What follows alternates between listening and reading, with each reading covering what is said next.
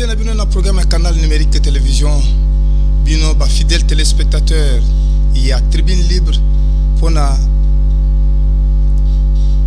fidélité vous allez quoi afficher to éviter dans quelles conditions vous nous recevez quels que soient vos milliers bureaux terrasses salon IP de même que dans deux maisons. Voyez madame na nouveau numéro ya tribune libre.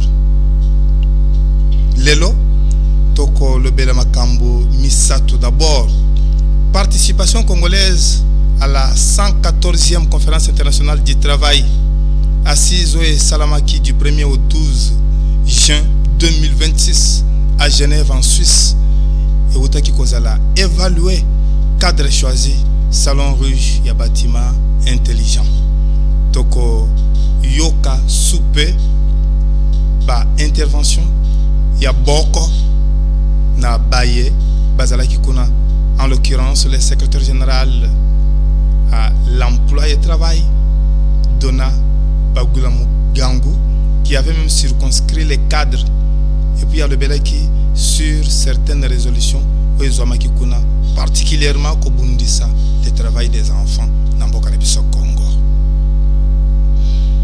Syndicat ya baminganga na Mboka na biso Congo Simco esengaki na gouvernement Judith Suminwa Tuluka afongola masolo direct et sincère avec les leaders. Il y a 4 syndicats et secteurs pour asseoir la paix sociale dans le secteur Oyo Pambate et Ningi Samaki.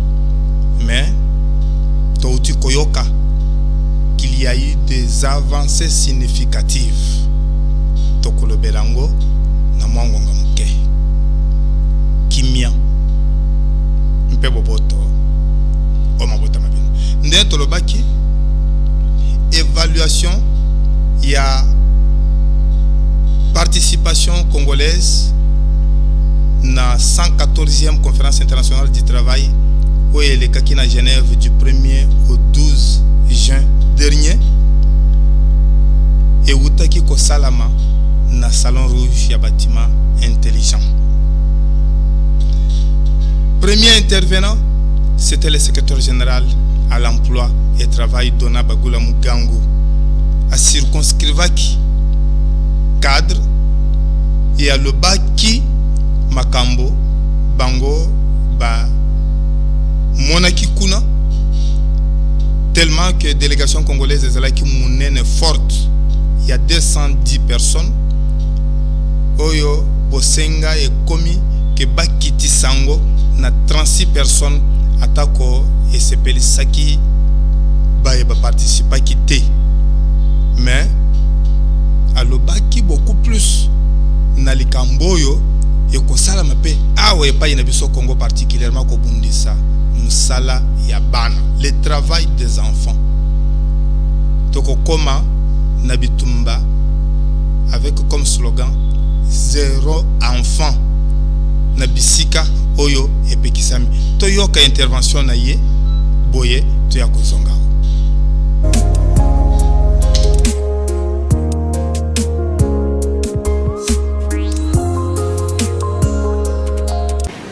Deuxième résolution, je pense que l'on a rappelé ici la question sur le travail des enfants. Au début de ce mois, nous venions d'appliquer, nous sommes en train de concevoir un projet sur la campagne sur zéro enfant dans le monde du travail. Et la première étape que nous avons effectuée au début de ce mois, c'est de demander à ce qu'il puisse y avoir des groupes de travail au niveau local, donc au niveau de toutes les provinces, qu'il y ait des groupes tripartites sur l'encadrement de questions de l'enfant. Et ce travail est en train d'être fait. Et je pense que c'est vendredi, j'aurai une réunion avec tous les chefs de division de mission en ligne pour leur donner davantage des orientations sur la mise en œuvre de cette inspection. Nous allons certainement revenir vers vous dans les semaines ou les mois qui suivent sur le partage de la note conceptuelle de ce que nous sommes en train de faire sur la lutte contre le travail des enfants dans le monde du travail pour arriver à avoir notamment des entreprises modèles certifiées qui n'utilisent pas le travail des enfants et qui n'accompagnent pas ça.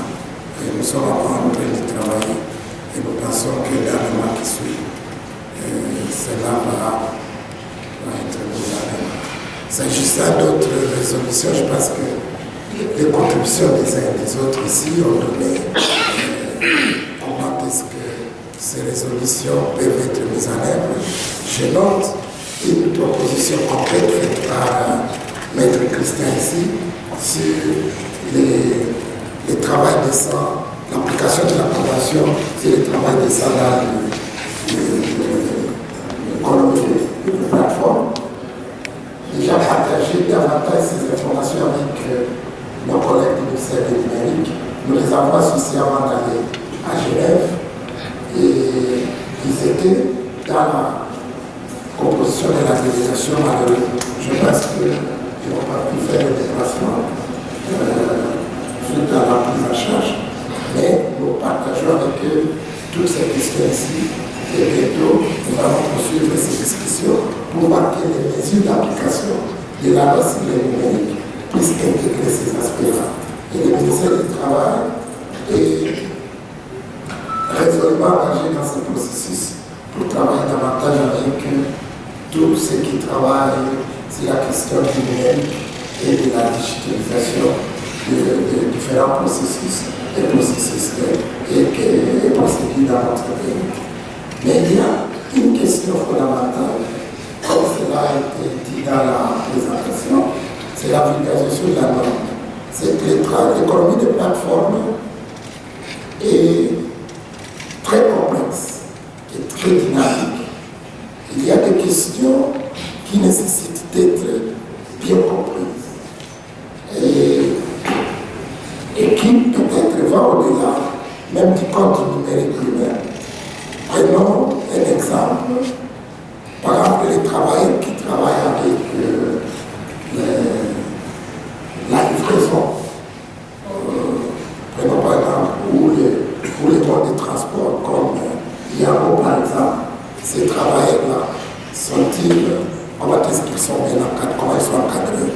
Ils sont de nouveaux modèles, comme je l'ai dit à l'introduction, sont de nouveaux modèles d'affaires, donc de nouveaux business models, et qui doivent être réellement pris en compte pour la défense de ces travailleurs-là. Et ici, les réflexions doivent continuer pour voir comment arriver à avoir même des contrats flexibles pour ces genres de travailleurs.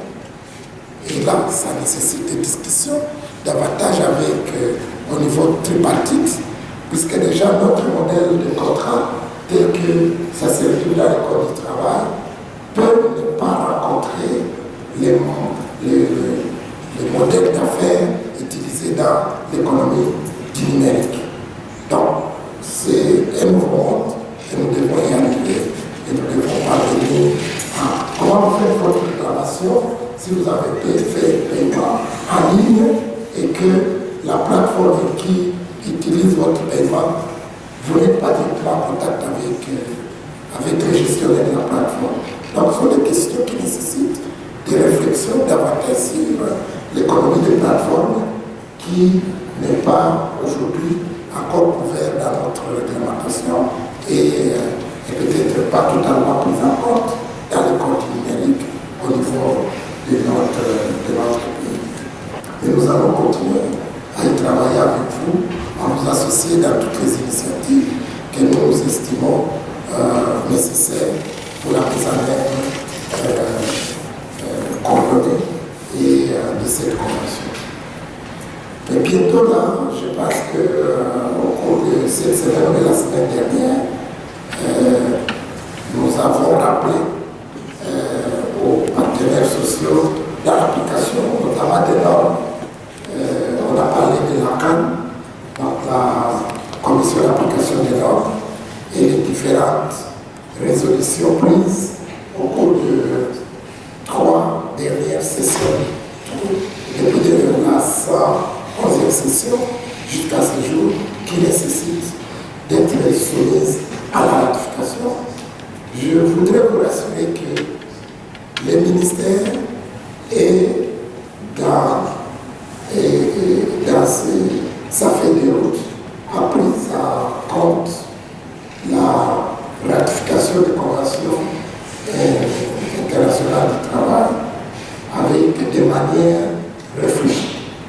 Je pense que les doyens, dans la présentation à la session où nous avons participé avec Kiami nous a levé cette question-là. Ce n'est pas une obligation de ratifier une convention ou un instrument de l'OIT. Ce n'est pas une obligation des États. Donc, vous savez, l'État doit le faire de manière délibérée et en toute conscience. Nous avons ratifié 37 conventions. Ce que j'ai trouvé à l'arrivée au ministère, c'est que nous avions déjà plus de 10 ans où nous ne soumettions pas les rapports de soumission à l'autorité compétente. Ce qui pourrait conduire le pays à passer à la barre au niveau de la Convention d'application des normes. Et nous avons réglé ces problèmes-là.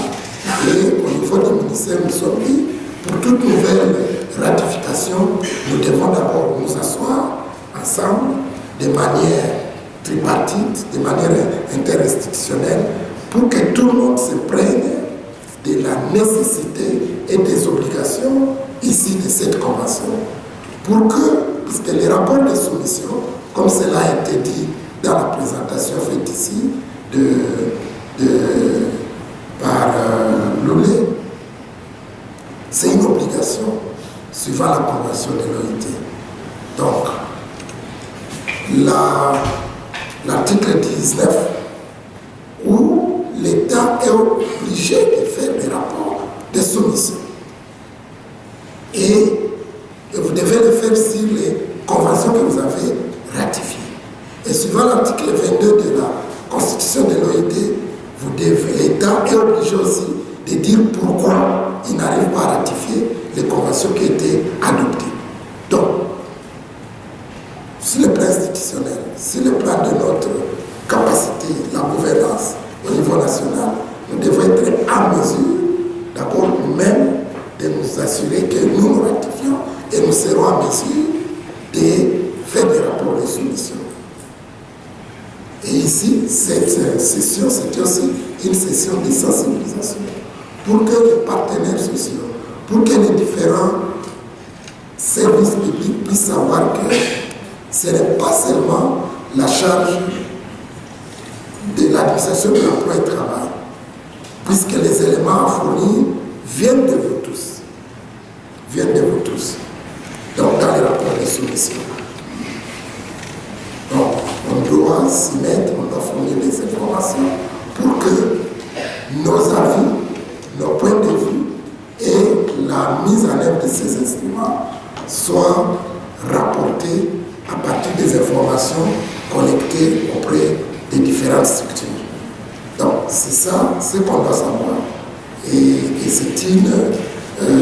c'est un travail inouï, puisque cela doit se faire des fois par une équipe restreinte et qui doit répondre, chercher même des éléments pour répondre à toutes ces questions. Je pense qu'on a donné la feuille de route de conventions sur lesquelles on va répondre d'ici le 27 février de l'année prochaine, mais aussi des questions directes adressées à la RDC et d'autres recommandations sur lesquelles on doit répondre.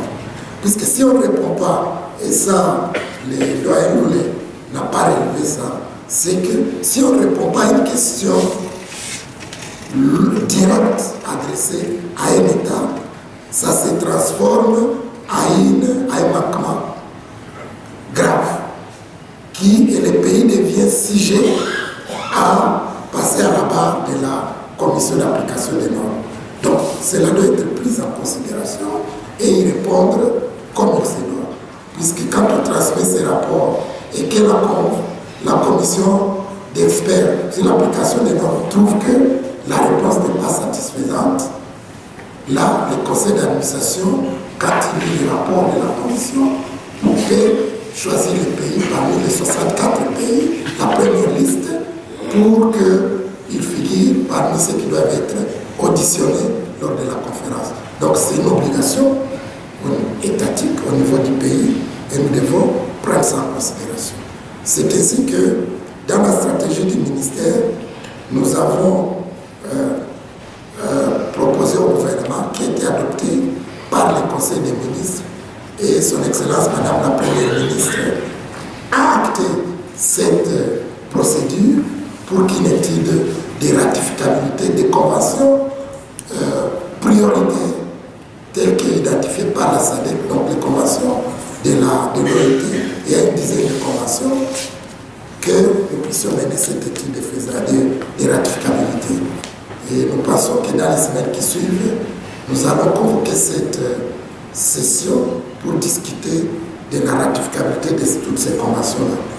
La semaine dernière, le BIT nous a aussi répondu favorablement qu'ils pourront dépêcher aussi des experts pour accompagner davantage la RDC dans cette étude de ratificabilité des conventions jugées prioritaires de l'OIT. Donc la convention sur le travail domestique qui est nécessaire au regard de l'éventail du secteur informel dans notre pays et garantir aussi la protection sociale mais aussi l'application peut-être par exemple du SMIC au niveau domestique, mais cela nécessite une discussion large au niveau des différents partenaires sociaux et des institutions concernées. Donc c'est pour vous rassurer que les ministères est résolument engagé dans ce processus et nous estimons qu'avec le concours des uns et des autres, nous allons y arriver par votre accompagnement. Si l'impact est négatif, de 210 à 36.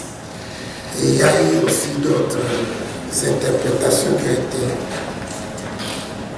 C'est que les ministères se posent comme question. Est-ce que la participation large rassure l'efficacité de la participation de la RDC ou une participation ciblée? Puisque nous avons choisi, nous connaissons les matières à traiter, que nous avons traitées ensemble, et il y a une délégation qui doit aller défendre cette matière-là. Surtout que la participation à la conférence, les interventions à la conférence, ce sont des procédures. Ce n'est pas parce qu'on est à Genève que l'on a la possibilité d'intervenir. Puisque ça se discute et ça s'organise au départ déjà même du pays. Vous allez intervenir sur cette question et probablement vous êtes même déjà inscrit sur ce que vous avez dit. Mais vous ne le faites pas pour vous-même, vous le faites pour soit les banques que vous représentez, soit le pays. Il est vrai que la conférence donne aussi cette opportunité d'apprendre. Ça peut être des négociations, ça peut être des notions d'une manière générale dans les participations aux commissions. Vous pouvez être à Genève, mais vous ne saurez pas accéder à la salle puisque la place réservée au pays est déjà occupée et vous ne saurez pas y entrer. Donc c'est toutes ces questions-là qu'il faut voir pour on n'exclut personne, mais on doit être efficace dans la participation.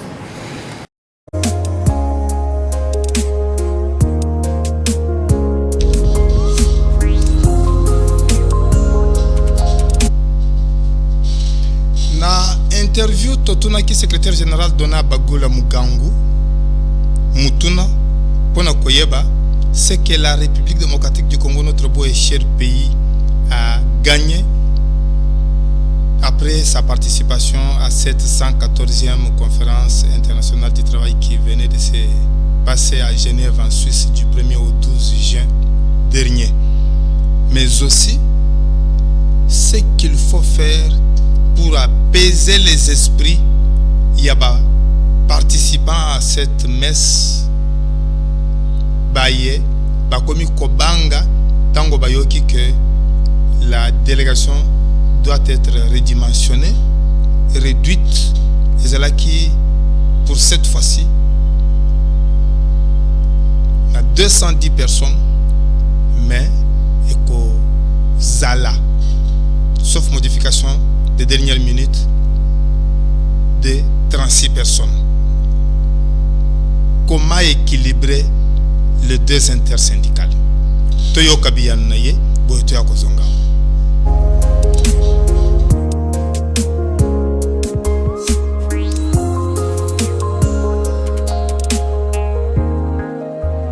Dona Bagula Mugangu, vous êtes secrétaire général à l'emploi et au travail. Vous venez d'organiser la restitution de la participation congolaise à la 114e conférence internationale du travail. Et certaines questions venaient d'être soulevées. Si la question vous est posée de savoir qu'est-ce que le Congo a gagné par rapport à cette participation, quelle serait votre réponse? D'abord, le Congo c'est l'échange d'expérience avec les autres pays, mais aussi la maîtrise des questions en rapport avec le monde du travail. Parce que quand vous regardez de nouvelles conventions qui sont adoptées par l'Organisation internationale du travail, nous devons comme pays arriver à les mettre en application. Et de nouvelles conventions ont été adoptées comme la convention sur le travail décent dans l'économie des plateformes numériques.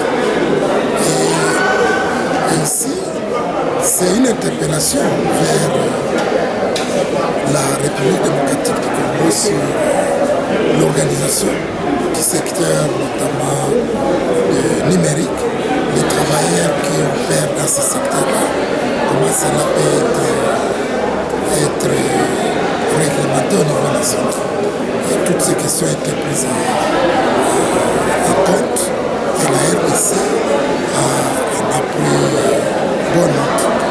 Mais d'autres questions, c'est notamment sur la prise en charge des questions en rapport avec les travailleurs et les entreprises affectées par la guerre.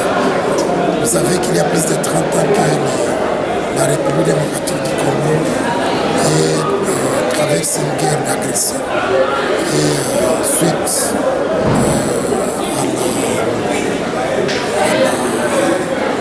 à nos richesses.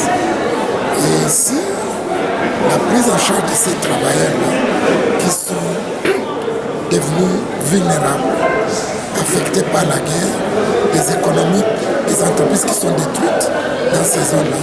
Comment est-ce que le pays peut bien cerner cette question et prendre en considération les préoccupations de ces travailleurs? Ils peuvent être déplacés ou tués, et comment est-ce qu'on les prend en charge en termes de protection sociale et en termes des entreprises qui sont détruites, comment est-ce cela doit être soutenu au niveau national.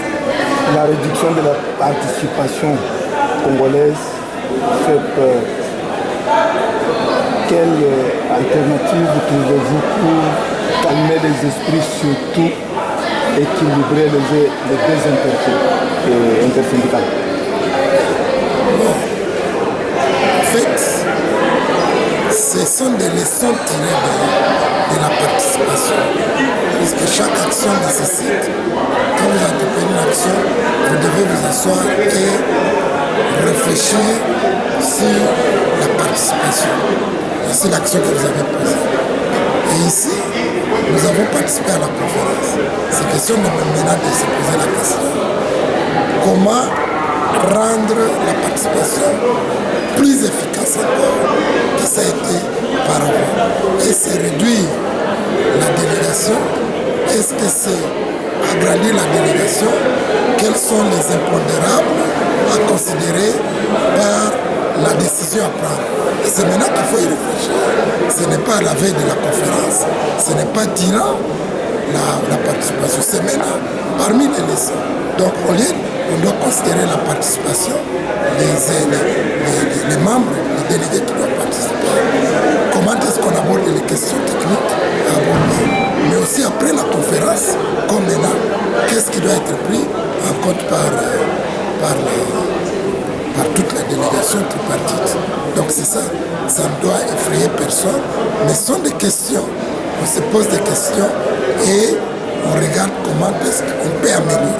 En fait, au final, c'est l'amélioration de la participation et de la contribution de la RDC à la conférence internationale du travail.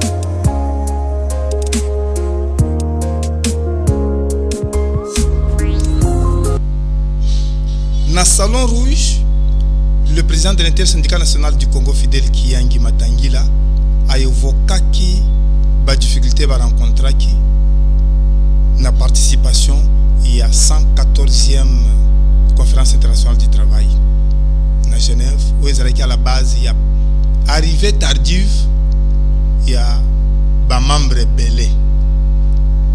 Mais, dans l'interview, tout le monde a réponse à celle qui réservé ce qui est allé yakobombaté awa ba soulever la création d'une école syndicale pour former les travailleurs bayeba en dehors ya code du travail bayeba likambo l'Italie ba convention internationales na oyo ces liés au travail. Toyoka et yanaye atako azali ko se remettre na gouvernement yamboka na biso Congo. Tomoyoka.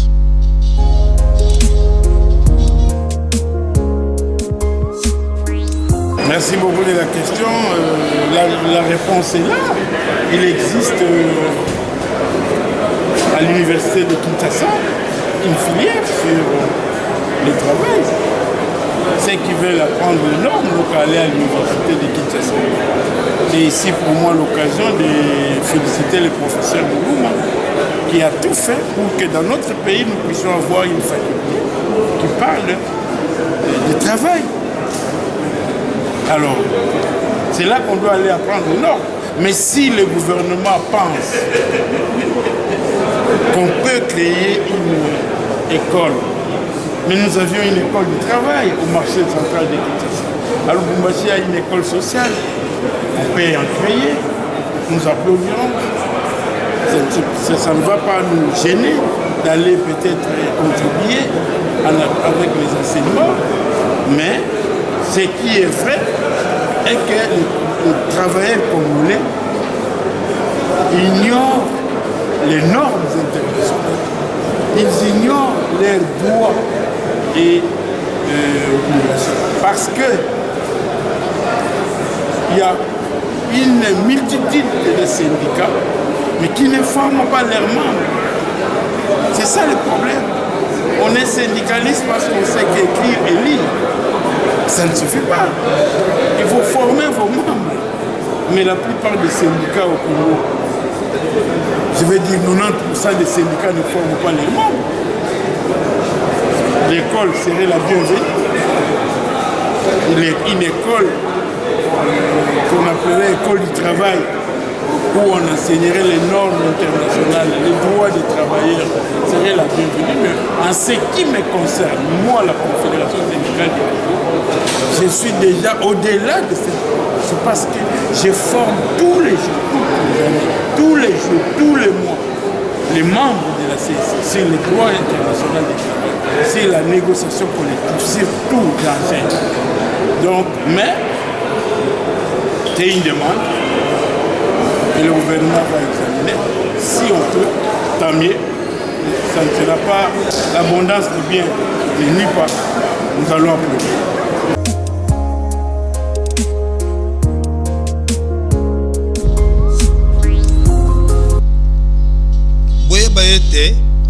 Évaluation OIO, il y a participation congolaise dans la conférence internationale du travail et Salamine à Genève.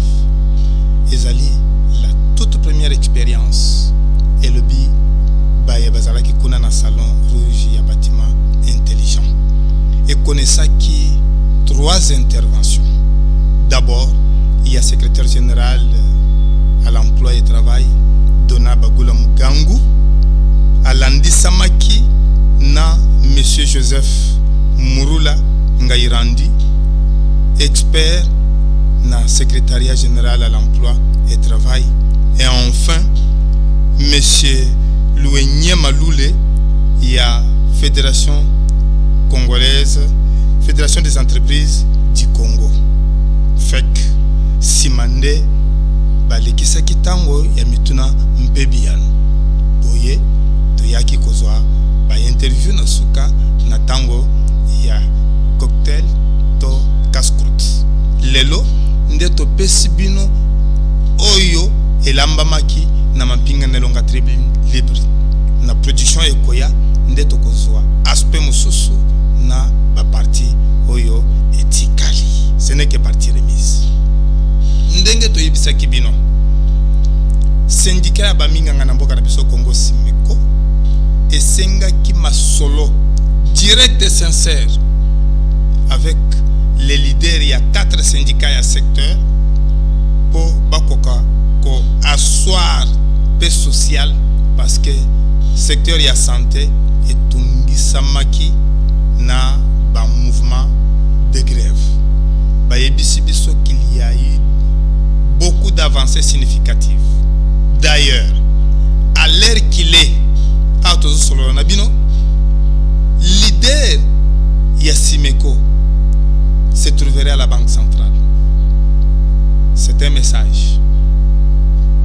Parce que il y a problème financier qui y est déjà en train d'être résolu. Suivez mon regard. Mais na tango ya abwaka kimbela nde tolingi tozongi selebino déclaration oye salamaki pour na compte ya syndicat ya baminga na mboka na biso Congo Simeko oyo asengaki masolo ango et puis asengaki na base bazela mot d'ordre na kotosaka mouvement de grève toyokana no Juvenal Mwandalenda secrétaire général ya Simeko.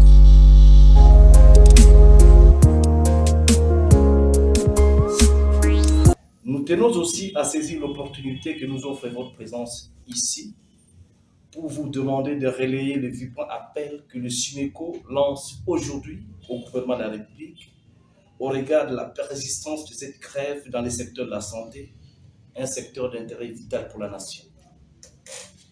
Mesdames et messieurs les journalistes, à la suite des derniers travaux de la commission paritaire gouvernement et banque syndicale du secteur de la santé, tenue du mardi 15 au vendredi 18 octobre 2024 au village Vénus, dans la commune de Lancélé, le gouvernement de la République a pris d'une part des engagements d'ordre pécuniaire qui ont été cristallisés dans la paie complémentaire du secteur de la santé et d'autre part des engagements d'ordre administratif, en l'occurrence la poursuite de la promotion au grade et de la régularisation de la situation administrative de médecins. Pour sa part, le banc syndical de médecins s'est notamment engagé à mettre fin au mouvement de grève, à participer aux missions d'assainissement du fichier paie des agents et à maintenir la paix sociale par un dialogue social sincère.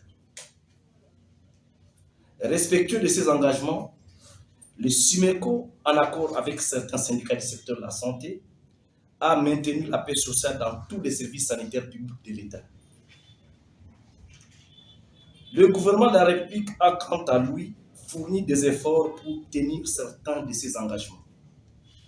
Cependant, les cumuls de 6 mois d'arriérés de la paie complémentaire, le report répété de l'intégration de la paie complémentaire à la paie ordinaire et le statu quo observé dans la poursuite de la régularisation de la situation tant pécuniaire, aliment à mécanisation, qu'administrative, promotion et admission sous statut de médecins, ont fini par créer la tension sociale qui a débouché à la grève actuellement observée par tous les médecins des services publics de l'État.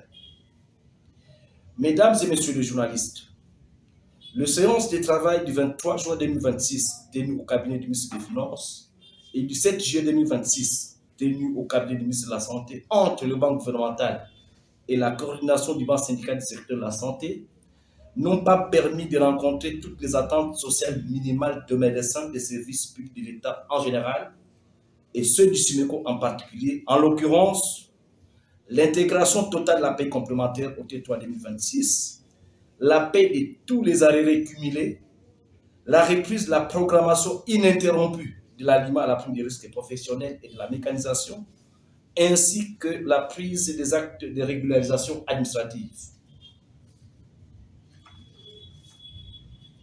C'est pour cette raison qu'ils ont d'ailleurs décidé de poursuivre leur mouvement de grève à l'issue des dernières assemblées générales d'évaluation tenues du vendredi 10 au samedi 11 juillet dernier. Par ailleurs, la crise de confiance manifeste des médecins vis-à-vis du gouvernement rend plus complexe la gestion des négociations amorcées. Mesdames et messieurs les journalistes, un sursaut patriotique est encore possible pour arrêter les conséquences néfastes de cette grève des médecins qui se poursuit encore dans tous les services sanitaires publics de l'État. C'est pourquoi, tout en réaffirmant son attachement au dialogue social sincère, le SUMECO demande au gouvernement de la République d'ouvrir un dialogue direct et sincère avec les 4 syndicats de médecins pour restaurer la quiétude dans les secteurs de la santé. À tous les médecins des services publics de l'État membres du SUMECO de rester mobilisés et vigilants et de continuer à observer la grève dans la discipline et le strict respect des lois de la République. À la population, enfin, de soutenir les médecins des services publics de l'État dans la défense de leurs intérêts légitimes et légaux.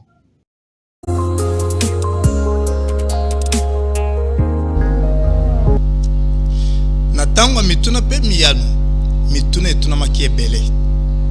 Biso particulièrement totuna kaye mutuna moko, 2 volets. Volet à liboso to tuna kaya ebise biso.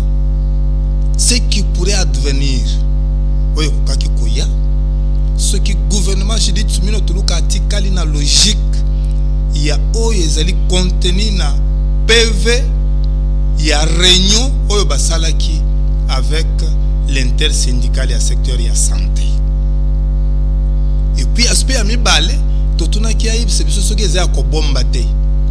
Nini ekomi sikoyo kokabola bango po kala nyonso oyo na bitumba syndical pona base ya santé baminganga particulièrement babandaki kotambola elongo ezalaki neti mapasa Sinamed SUMECO mais na ngongo oyo ekomi komona na neti mwa yiki ekoti ayebisa biso soki eza ya kobomba te tomoyoka boyeto ya kozonga.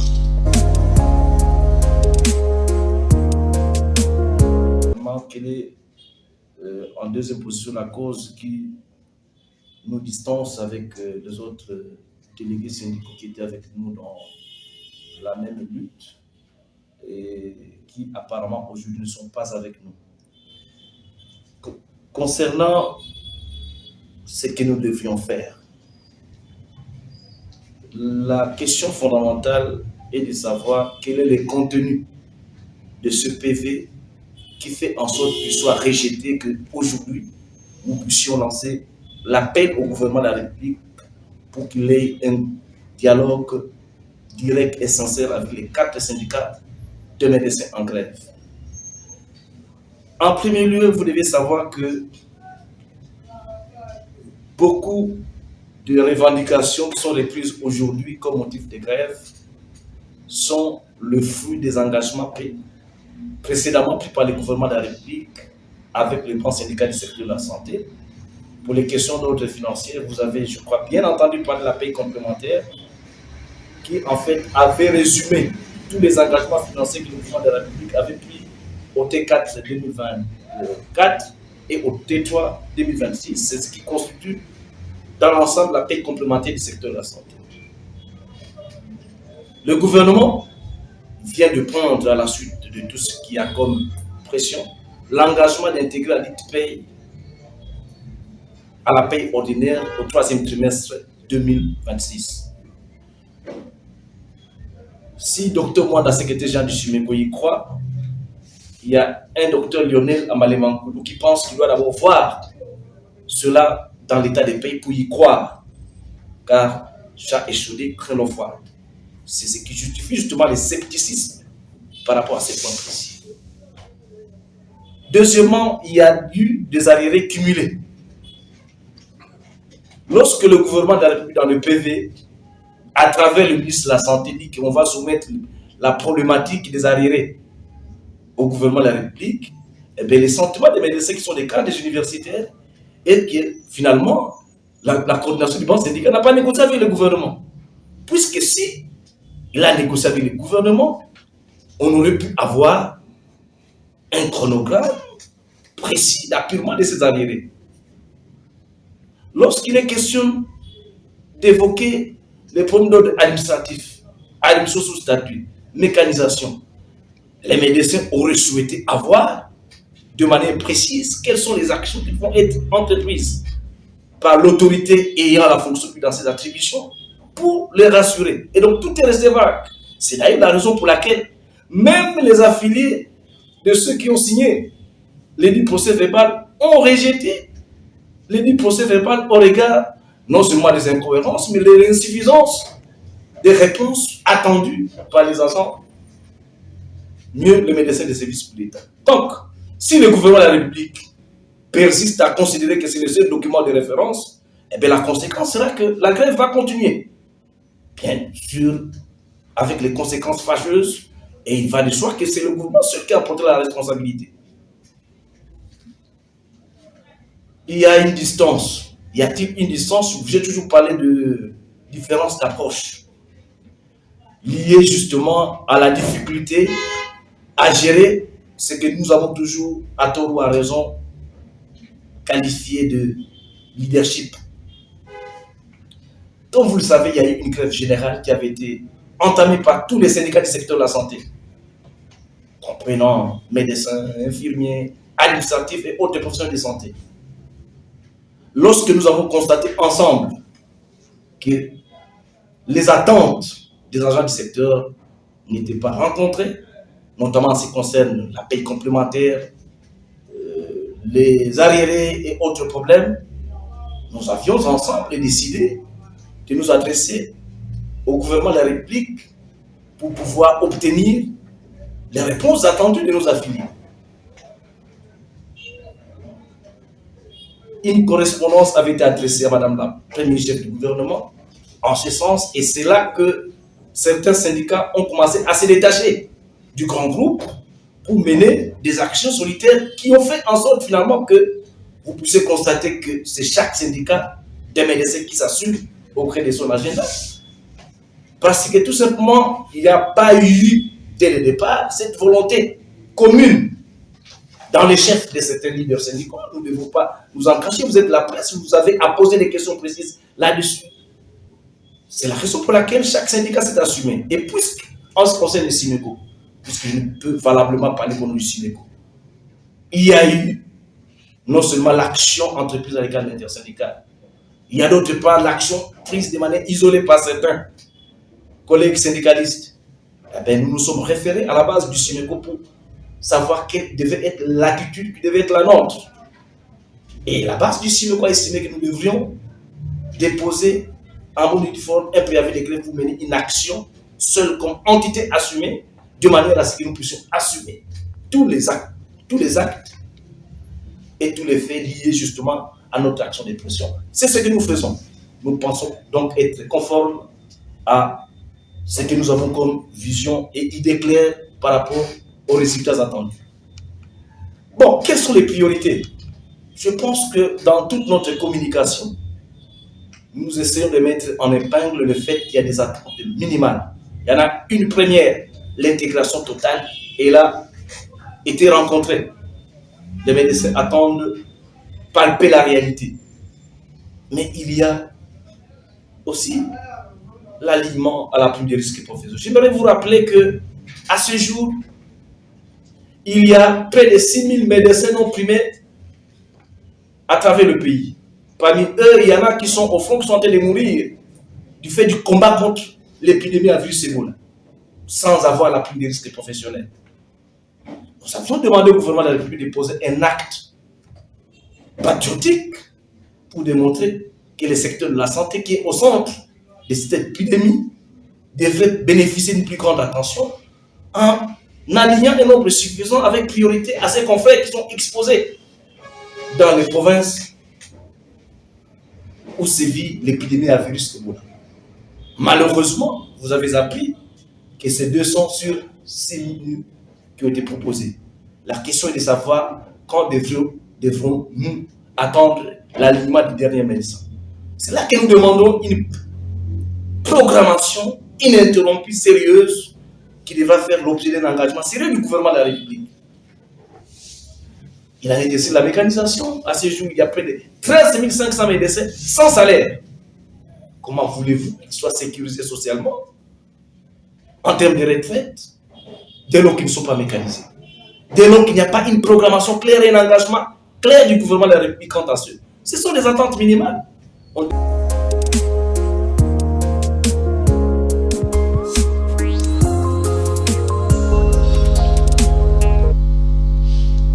Lokola ba avancée significative et mononi etikalika kabaminganga batia na se. Mais biso tokotikala kaka neti singa sima ya tonga. C'est donc une affaire à suivre. C'est une émission où nous allons dédier na Ben Mwepulumbala qui est devenu l'un de nous.